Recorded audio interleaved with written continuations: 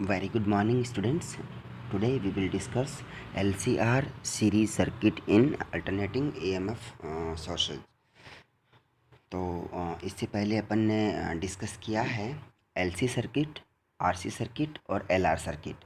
इनके बारे में अपन ने डिस्कस किया है कि whenever we apply alternating sources, then how their responses and pure inductance, pure resistance and pure capacitance के ऊपर भी अपन ने इसको डिस्कस किया है। तो इन सभी के सीरीज़ कॉम्बिनेशन के ऊपर अपन आज डिस्कस करेंगे। तो सबसे पहले first of all we connect all elements in series. This is resistance and capacitor, inductance coil, all are connected in series to a external alternating EMF which is E बराबर E0 sin omega t with omega angular velocity and f frequency. This is R, L and C. Okay, जब अपन इसमें external EMF apply करते हैं तो इसमें current जो flow होती है I। अब सबसे इम्पोर्टेंट जो है वो यहाँ पर ये है कि all R, L, C are in series.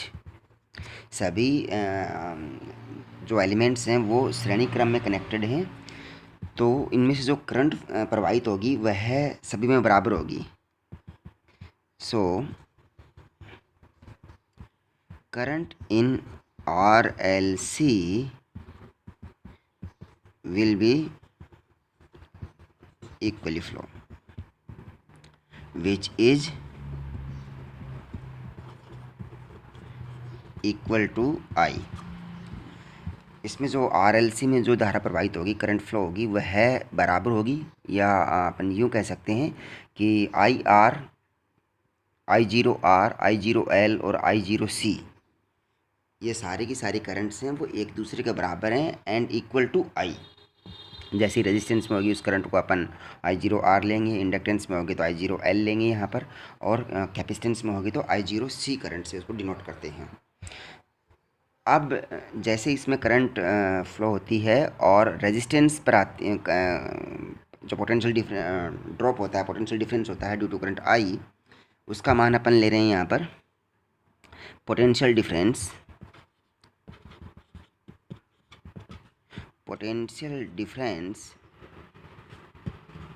Eight R।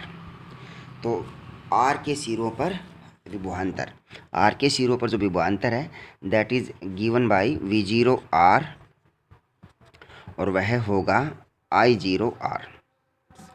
यहाँ पर जो करंट है वह I0 है and the value of resistance is given R, तो इसके बराबर होगा।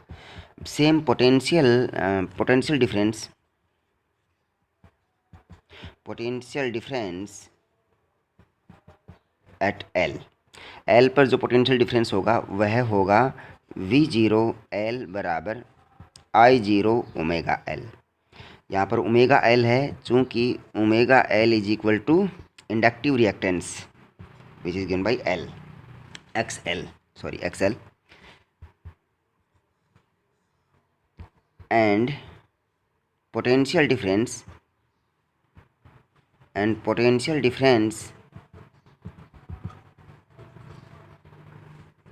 एट C ये अपन प्रीवियस लेक्चर्स में डिस्कस कर चुके हैं, तो उसी के बेस पर अपन सीधे इसको लिख रहे हैं V0C which is given as I0 divided by omega C, चूँकि 1 omega C is equal to XC capacitive reactance होगा।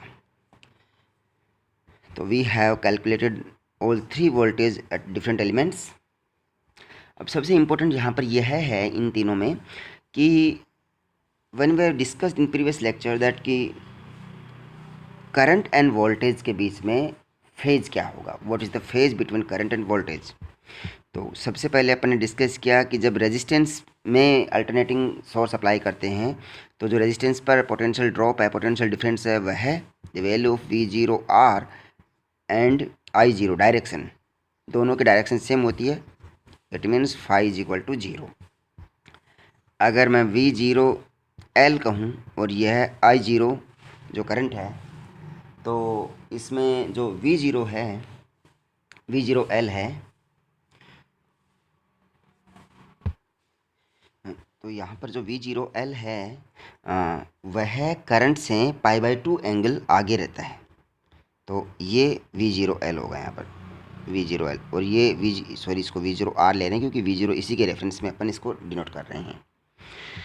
π/2 एंगल होगा, तो दैट इज़ गिवन φ = π/2। यहाँ पर अगर मैं इसे V0R रेफरेंस ही लूँ और यह करंट I0 ही लूँ, तो जो पोटेंशियल डिफरेंस एट कैपेसिटर्स, तो कैपेसिटर पर जो पोटेंशियल डिफरेंस है या उस पर EMF है, वह π/2 एंगल लैगिंग करेगा या उसके पीछे रहेगा करंट के। तो this is V0C which is given as π/2। तो यहाँ पर जो फाई है वह माइनस का π/2 होगा विद माइनस साइन। ये तीनों अपन को पता है। इन तीनों के बेस पर we can draw a vector diagram और phase diagram. Vector diagram draw कर सकते हैं अपन इससे। तो वेक्टर डायग्राम ड्रॉ करने के लिए सबसे पहले वी ट्रेस एक्सेस, ये अपन ने एक्सेस लिया, this is X axis, the vertical is of Y axis. और इसमें चूँकि अप्लाइड जो EMF है उसका जो एंगल है that is given by ω/t।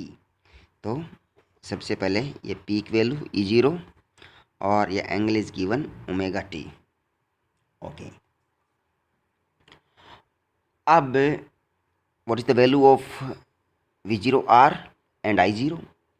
तो we can plot V0R and I0 also at x axis, but for the sake of reference point it means कि E का जो रिजल्टेंट फेज होगा वह क्या होगा, क्योंकि अपन को यहाँ पर रिजल्टेंट फेज निकालना है कि वह करंट के रेस्पेक्ट में कितना आगे है या कितना पीछे। तो उसके लिए अपन इसे कुछ एंगल पर ले लेते हैं और यह है रेफरेंस पॉइंट अपना V0R, और ये इसकी तरफ जो करंट है वह होगी I0 with multiply two R। तो इन दोनों के बीच का जो डिफरेंस है वह φ एंगल से दिया जाएगा। अब इस V0R के रेस्पेक्ट में we will trace the angle for V0C and V0L। अब यहाँ से देखिए कि सबसे पहले रेजिस्टेंस में करंट एंड वोल्टेज, करंट और potential difference, current and EMF what ever you से, इनके बीच का फेज कितना है? 0 है। इट मीन्स यहाँ पर जो करंट आ रही है वह, यहाँ पर जो करंट है वह, और यहाँ पर जो करंट है वह, current in R, current in L and current in C all are equal, और किसके बराबर हैं? Which is equal to I। It means कि R और I के बीच में जो रिलेशन है वही relation voltage at R end voltage at L के बीच होगा रेफरेंस के लिए, और वही relation upon voltage at R end voltage at C के लिए करेंगे I की तुलना में। तो चूंकि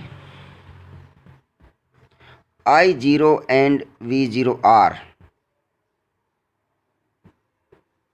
both are in same phase phi बराबर 0, इसका मतलब ये हुआ कि दोनों सेम रेफरेंस पर हैं, सेम डायरेक्शन में है, दोनों के में कोई फेज डिफरेंस नहीं है। एंड V0L I0 दोनों में फेज डिफरेंस कितना है? प्लस का π/2। यहाँ पर जो V0 है, V0L है, वो फॉरवर्ड होगा with respect to I0। I की तुलना में, I0 की तुलना में उसकी जो फेज है वह π/2 आगे होगी। तो I की तुलना में π/2 है, तो यह है V0R के रेस्पेक्ट में भी π/2 होगा। तो V0R and V0L have phase difference π/2। तो V0L है, उसकी फेज π/2 आगे होगी V0R की तुलना में। तो ये है अपना V0R। अब इसके लिए π/2 फेज आगे एक एंगल, दूसरा वेक्टर बनाना है। तो यहाँ से 90 डिग्री का कोण बना दीजिए। तो यहाँ से 90 डिग्री का कोण क्या बनेगा? ये बन गया। और इसके बीच में ये कोण बन गया π/2 का, और ये हो गया V0L। ठीक है, ओके। अब देखिए कि V0C एंड I0 के बीच में जो फेज़ है वह कितना है, -π/2।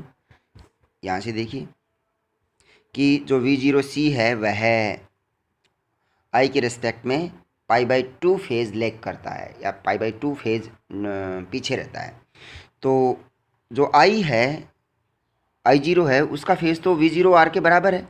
इट मीन्स कि V0R से भी π/2 फेज़ पीछे रहेगा। तो ये V0R है वापस अपनी एक्सेस, इसके रेस्पेक्ट में π/2 फेज़ कम कर दीजिए, π/2 एंगल कम कर दीजिए, तो ये एंगल इससे 90 डिग्री पर ये हो गया। तो इसके बीच का बना हुआ कोण भी 90 डिग्री। अब यहाँ से आप देख सकते हैं कि V0L and V0C both are exactly opposite direction to each other, और इन दोनों के बीच का जो फेज है that will be equal to pi और 180 डिग्री, जस्ट एक दूसरे के ऑपोजिट डायरेक्शन में है। और इससे पहले मैंने एक लेक्चर में कहा भी था, दोनों के कॉम्बिनेशन से एक ऑसिलेटर बनता है, that is called tank oscillator. Tank circuit बोलते हैं, जो ऑसिलेशंस के काम आता है, क्योंकि एनर्जी के लिए मैक्सिमम मिनिमम और ऑपोजिट डायरेक्शन में यह यूजफुल रहता है यहाँ पर। अब इनका यूज़ करते हुए अपन कैलकुलेशन करते हैं वेक्टर डायग्राम को यूज़ करते हुए। इसके रेस्पेक्ट में यहाँ पर इसके प्रोजेक्शन के लिए लूँ, ये देखिए। अब मुझे देखना है कि E0 और V0L, V0C and V0R, this one and this one, इन तीनों का एडिशन और डायरेक्शन क्या होगा E0 के रेस्पेक्ट में। तो यहाँ पर एक सबसे इम्पोर्टेंट चीज़ अपन जो एज्यूम कर रहे हैं वो ये है, चूँकि V0L is greater than V0C, it means कि जो इंडक्टेंस है वो डोमिनेंट है यहाँ पर, उसके इफेक्ट डोमिनेंट होंगे रादर देन कैपेसिटर्स। तो इसकी डायरेक्शन है अपर और इसकी लोअर। अगर मैं इसको वेक्टर के लिए, वेक्टर एडिशन के लिए बोलूँ या वेक्टर एडिशन करूँ इसका, तो एक वेक्टर इस तरफ है और एक वेक्टर इस तरफ है, तो किसी भी एक को रेफरेंस लूँगा तो दूसरे की डायरेक्शन है वो ऑपोजिट होगी। क्योंकि यह है V0L and this is V0C, vector addition of this is equal to V0L plus minus V0C, which is V0L minus V0C। Okay, तो यहाँ पर we will assume as a vector addition और resultant value of potential difference at L and C, V0L minus V0C. Okay, then I would like to trace this diagram again.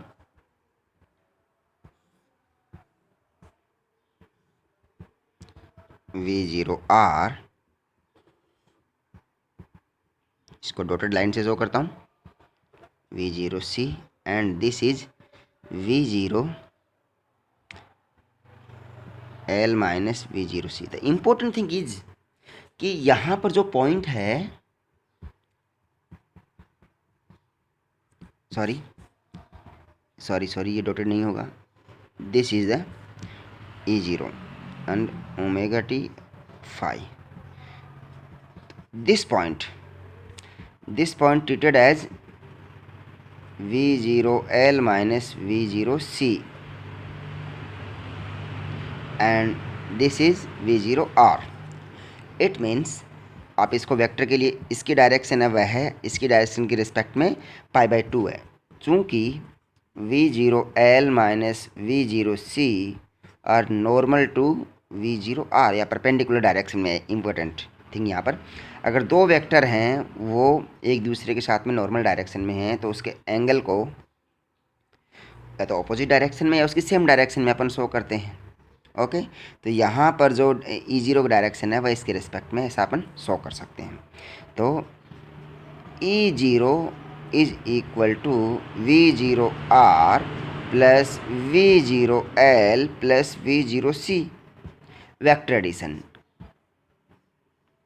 All three voltage difference will be added and resultant will be equal to E0 vector.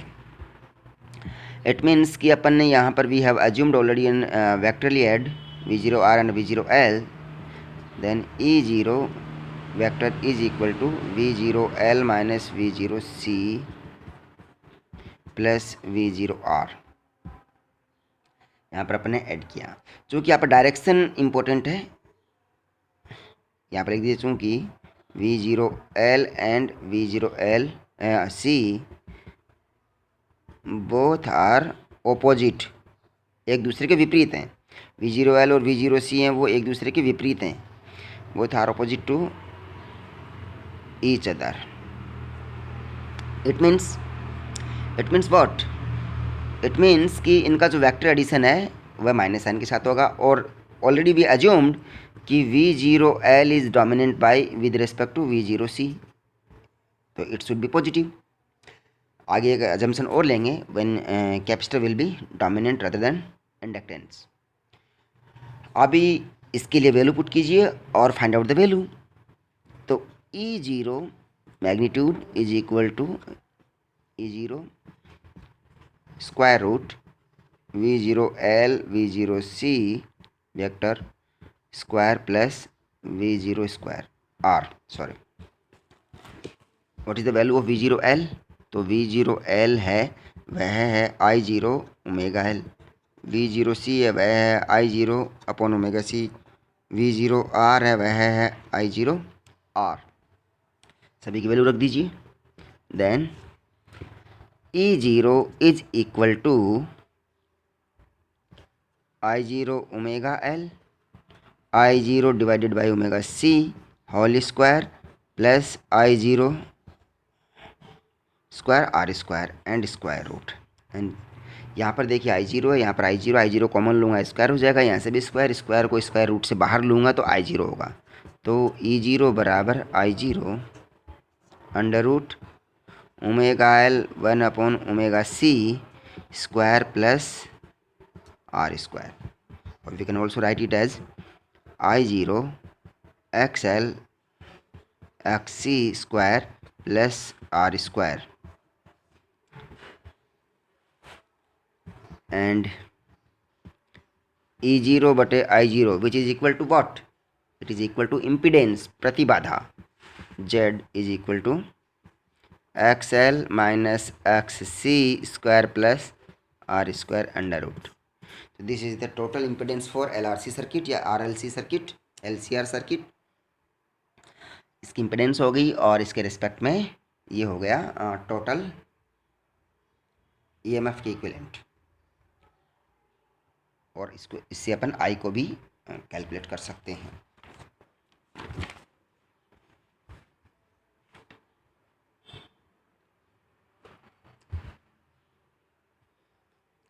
अभी अपन इसके लिए phase diagram भी phase भी decide कर लेते हैं. यहाँ पर इम्पोर्टेंट बात और देखिए आप कि जो डोमिनेंट है वो क्या है. चूँकि V0L is greater than V0C, it means कि जो V0L है वह फॉरवर्ड फाई होगा देन I0, क्योंकि यहाँ पर V0C को अपन ने लेस डोमिनेंट माना है उसकी रिस्पेक्ट में, V0L की रिस्पेक्ट में. तो जो ओवरऑल फेज होगा उसमें V0L डोमिनेंट करेगा. वैसे भी इंडक्टेंस के लिए जो EMF है वह π/2 फॉरवर्ड रहता है rather than with respect to I0. तो यहाँ पर V0C कम है, और R0 के लिए V0R के लिए तो फेज़ है वो सेम होगी I0 के, तो उसमें तो फेज 0 होगी. तो यहाँ पर जो फेज होगी वह I0 एंड V0L के द्वारा डिसाइड की जाएगी, और उसमें V0L है वह डोमिनेंट रहता है π/2. लेकिन यहाँ पर π/2 नहीं होगा, कुछ कम या ज़्यादा हो सकता है, नॉर्मली कम ही होगा. लेकिन इसके लिए अपन जो I का इक्वेशन लिखेंगे वो क्या होगा. इसके लिए देखिए I बराबर I0 साइन ओमेगा टी. अब यहाँ पर प्लस या minus, that the thing is important कि यहाँ पर V0L है, और V0L का मतलब ये हुआ कि वह I0 से π/2 आगे रहता है. लेकिन यहाँ पर π/2 ना होकर कुछ कम होगा, क्योंकि C का भी थोड़ा सा असर रहेगा, लेकिन V0L की तुलना में ये डोमिनेंट कम करेगा, तो माइनस साइन. और E0 है, E है that is equal to sine omega t. यहाँ से अपन इसकी फेज को दर्शा सकते हैं। Then what is the value of phi? The value of phi is equal to tan inverse, और टेन इनवर्स इसको अपन सीधा सीधा लिख सकते हैं X L minus X E upon R. कैसे? चलो कैलकुलेट करते हैं इसको। तो कैलकुलेट करने के लिए क्या है, वापस उसी डायग्राम में चलते हैं। ये अपना डायग्राम है, इस डायग्राम में अपन इसको चलते हैं, और डायग्राम में इसको मैंने कुछ पॉइंट्स दिए नहीं थे, sorry. This is point A, और ये अपने E0 की डायरेक्शन ली थी, E0, इसको मैं पॉइंट ई बोल देता हूँ, ये पॉइंट है ई, और ये वाला पॉइंट है, इसको बी पॉइंट बोलता हूँ। ये पॉइंट डायरेक्शन के लिए, ओवरऑल रिजल्टेड डायरेक्शन के लिए इसको डी लिख देते हैं, और दिस इज सी। अब इससे अपन देखते हैं कि टेन फाई ज्योमेट्री से, तो टेन फाई के लिए जो वैल्यू होगी वह वैल्यू अपनी आएगी, अपन जो भी राइट एंगल ट्राइंगल है, राइट एंगल ट्राइंगल काम में लेंगे। तो राइट एंगल ट्राइंगल काम में लेंगे तो उसके लिए आप देखिए कि ए ई जो डायग्राम है, ए ई ये वाला, the value of this one divided by O A. अब मैं इस डायग्राम की बात करूँ तो this is the right angle triangle, तो लंब बटे आधार ए ई बटे ओ ए, एंड ए ई का प्रोजेक्शन मैं सामने वाली एक्सेस पर लेता हूँ, बी एक्सेस पर, बी पॉइंट के लिए, तो which is equal to O D. तो दिस इज ओ डी बटे O A, and what is the value of O D? The value of O D is V0L minus V0C, और value of O A is equal to V0R। Okay, तो put the value of V0L, V0C and V0R which is equal to 50 and I0 omega L I0 divided by omega C बटे I0 R। I0 से common ले लीजिए, और जो denominator में है उससे cancel out. Then omega L 1 upon omega C upon R, which means, वापस देखिए, अगर मैं टेन फाई को omega L 1 upon omega C बटे R और omega square LC minus 1 upon omega C R ऐसे भी लिख सकता हूँ यहाँ पर सॉल्व करके। यहाँ पर अगर R का मान 0 कर देते हैं तो टेन, चूँकि if R is equal to 0 which means tan phi is equal to infinite, and π/2 angle का डिफरेंस होगा। लेकिन इस R की वजह से ही जो एंगल है वह V0C और V0L में अपना रोल इम्पोर्टेंट प्ले करेगा। अगर प्योर V0L एंड V0C रहेगा तो जो इसकी वैल्यू है वो कुछ अलग डिफरेंस होगी। तो अपन यहाँ से फाई का मान भी डिसाइड कर चुके हैं, और यहाँ पर अपन जेड का मान और इम्पिडेंस का मान भी डिसाइड कर चुके हैं। ये तीनों इसके लिए इम्पोर्टेंट है। अभी यहाँ से देखिए कि इसके लिए फेज़ डायग्राम मोड डिस्क्राइब कर देते हैं, और इसके लिए जो फेज़ डायग्राम है वह सेम वैसा ही होगा जो पुराने वाला था, जो अपन ने RC सर्किट में किया था, दिस इज। और यहाँ से कुछ थोड़ा सा जो वैल्यू है वह वैल्यू कम होगी I0 की। I0 की वैल्यू कम होने का रीज़न ये है कि इसका एम्पलीट्यूड है वह थोड़ा सा अलग होगा। ये वैल्यू या ये वैल्यू दोनों का जो एंगल है that will be equal to phi. This is E and this is I, and omega t, ये E एंड I दोनों के लिए ग्राफ को इसे प्लॉट कर सकते हैं अपन इजीली यहाँ पर। अभी इम्पोर्टेंट बात यहाँ पर यह है कि अगर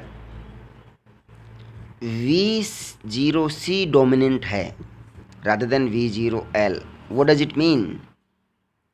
कि कैपेसिटर का जो इफेक्ट है वह इंडक्टेंस की तुलना में ज़्यादा है। तो इट मीन्स कि जो एंगल अपन फाई ले रहे थे उस फाई एंगल फेज डिफरेंस में कैपेसिटर या कैपेसिटेंस इफेक्ट डोमिनेट करेगा, और तब I बराबर I0 sign omega T minus की बजाय प्लस होगा।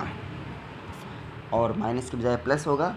साथ में जो टेन फाई था, जो वैल्यू ऑफ टेन फाई थी, अभी वह वैल्यू माइनस का V0C V0L बटे V0R के रूप में होगी।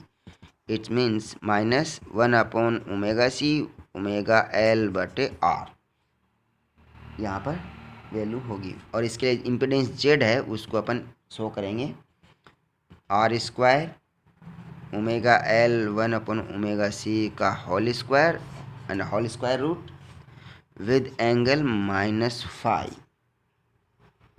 वह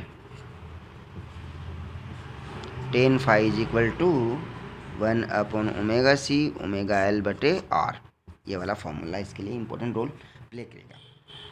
अगर यहाँ पर कैपेसिटर है वह डोमिनेंट रहता है तब की ये बात है। अभी इसमें कुछ एक दो चीज़ अपन इम्पोर्टेंट और डिस्कस करते हैं, जो कि काफ़ी इम्पोर्टेंट है आप लोगों के लिए यहाँ पर एग्ज़ाम के हिसाब से, कि इस सर्किट में जो LCR सर्किट है, इस सर्किट में मैक्सिमम करंट फ्लो हो, to flow maximum current Z must be minimum. या LCR परिपथ में धारा अधिकतम मान के साथ प्रवाहित हो, इसके लिए ज़रूरी है कि उसकी प्रतिबाधा न्यूनतम हो, इम्पीडेंस मस्ट बी मिनिमम। तो किस वैल्यू के लिए जो करंट है वह अधिकतम होगी, Z के किस मान के लिए, Z जो इम्पीडेंस है उसके किस मान के लिए करंट है वह अधिकतम होनी चाहिए। तो यहाँ पर अपन को जो कंडीशंस दे रखी है, Z is equal to omega L 1/ओमेगा C square plus R² whole square root, ये दे रखा है। अब इसका मान होना चाहिए मिनिमम, न्यूनतम, मिनिमम, इसका मान मिनिमम न्यूनतम होना चाहिए। अब इसका मान मिनिमम होने के लिए ज़रूरी है कि अपन जो फ्रीक्वेंसी है वो इस प्रकार से यूज करें कि उस इम्पीडेंस मैच हो, रेजोनेंस की कंडीशन हो, अनुनाद की हो या साम्यावस्था की हो, इक्विलिब्रियम की कंडीशन हो, बैलेंस की कंडीशन हो। उस कंडीशन के लिए L और C के बीच में इस प्रकार से कंडीशंस बैलेंस हो कि impedance should be minimum for the maximum current. तो यहाँ पर D/d ओमेगा, अगर मैं इसका स्क्वायर कर दूँ तो यहाँ पर कोई भी एक कांस्टेंट ले लूँ, सपोज कोई भी एक कांस्टेंट ले लिया मैंने, सपोज अल्फ़ा, कोई भी कांस्टेंट ले लीजिए, तो इसका स्क्वायर करूँगा तो α² हो जाएगा, और α² भी एक कांस्टेंट ही होगा, तो इसका स्क्वायर रूट हटा दिया मैंने दोनों तरफ से, तो ये हो गया omega L 1/ओमेगा C² plus R²। और दोनों तरफ डिफ्रेंशिएशन करूँगा तो डिफ्रेंशिएशन करने के बाद में राइट हैंड साइड में वैल्यू इसकी 0 होगी। तो चलिए इसका डिफ्रेंशिएशन कर दीजिए। तो सबसे पहले जो डिफ्रेंशिएशन इसका करेंगे तो जो वैल्यू आएगी वह 2 ओमेगा L 1/ओमेगा C, R के रेस्पेक्ट में करेंगे तो 0 हो जाएगा, और फिर L सबसे पहले इसे स्क्वायर करके तो 2 इधर आ गया, और फिर इसके रेस्पेक्ट में करूँगा तो ओमेगा के रेस्पेक्ट में 1, यह L हो गया। यहाँ पर माइनस साइन है, लेकिन इस ओमेगा का करूँगा तो ओमेगा 1/ओमेगा² हो जाएगा, 1/ओमेगा² विद माइनस साइन, तो प्लस हो गया, विच इज़ इक्वल टू 0। अब देखिए यहाँ पर जो वैल्यू है वो कि या तो ये वाली टर्म 0 होगी और या ये होगी, दोनों में से कोई एक टर्म 0 होगी इस इक्वेशन को बैलेंस करने के लिए। ये वाली टर्म को अपन 0 नहीं ले सकते, क्योंकि L + 1/ओमेगा² इज़ नॉट इक्वल टू 0, ओमेगा² नॉट इक्वल टू 0, क्योंकि यहाँ पर जो फ्रीक्वेंसी हो जाएगी वह इमेजनरी हो जाएगी। कैसे, देखिए 1/ओमेगा² बराबर -L, 1/ओमेगा² बराबर माइनस का LC, तो ओमेगा² बराबर 1/-LC का अंडर रूट, और ये हो जाएगी 1/LC। तो ये पॉसिबल नहीं है, कि जो भी एंगुलर फ्रिक्वेंसी है, वेलोसिटी है, that should equal to imagination या इमेजनरी वैल्यू, तो we can't take it as a zero, तो ये पॉसिबल नहीं है। तो एनी हाउ अपन को ये वाले टर्म को ज़ीरो मानना पड़ेगा। So omega L one upon omega L minus one upon omega C is equal to zero, और यहाँ से ओमेगा बराबर वन अपॉन एल सी, कि ओमेगा के लिए जो फ्रिक्वेंसी है, एंगुलर फ्रिक्वेंसी है, that should be equal to one upon under root L C. अगर इतनी फ्रिक्वेंसी होगी तो जेड मिनिमम होगा, तो इसे बोलते हैं ओमेगा आर, रेजोनेंस फ्रिक्वेंसी। अगर इस फ्रिक्वेंसी का मान जेड में रख देते हैं तो जेड की वैल्यू क्या होगी, तो जेड बराबर, अब यहाँ पर देखिए one upon L C, sorry omega L minus one upon omega C है। इसमें अगर ओमेगा बराबर वन अपॉन एल सी का अंडर रूट रख देते हैं वैल्यू, तो आप इसको सोल्व करके देखेंगे तो ये देखिए ये वैल्यू यहाँ पर ऐसी होगी, कैसी होगी, omega square L C upon one minus omega C, ये ऐसी वैल्यू होगी।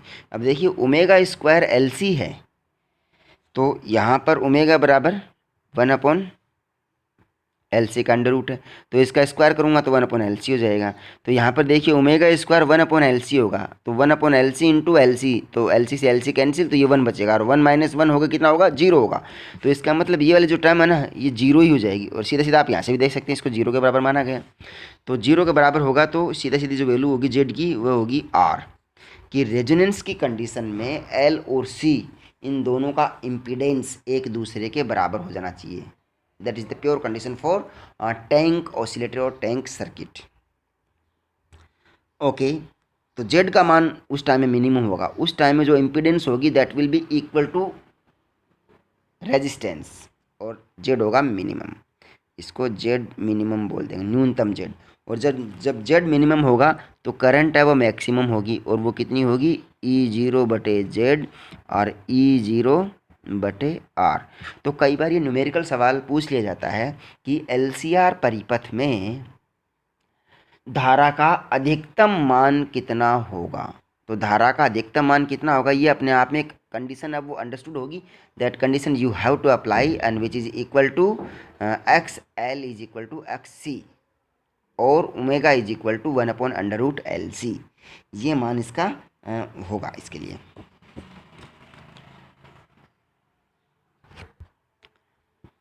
Now we will plot the graph between impedance and frequency.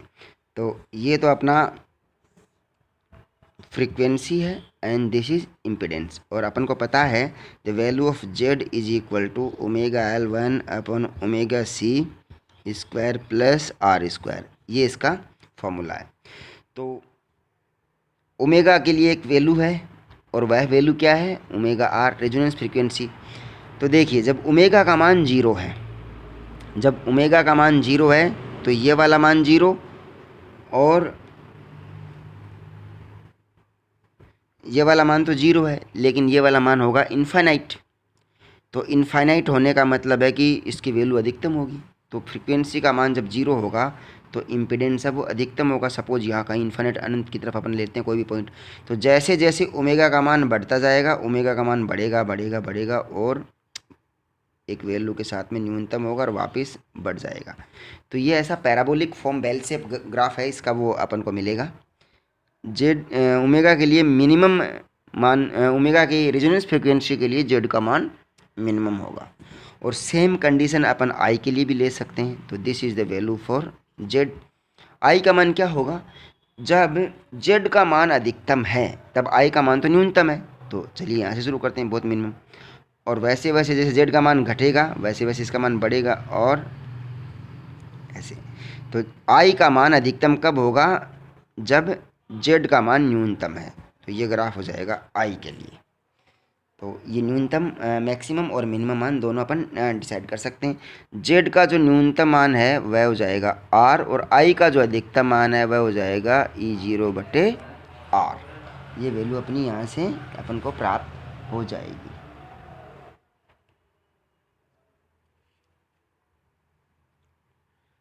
Thank you very much.